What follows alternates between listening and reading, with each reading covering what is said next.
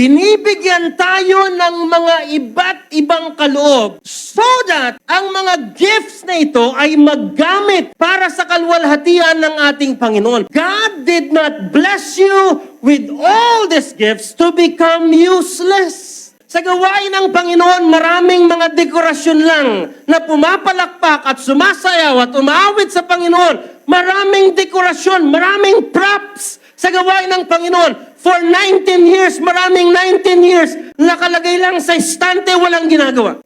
I have to say this, brothers and sisters, para maintindihan natin ang laki ng investment ng Diyos sa inyong mga buhay para maging useless sa gawain ng Panginoon. Question, Pastor Alan, how do you measure usefulness? We measure usefulness sa gawain ng Panginoon sometimes in terms ng participation.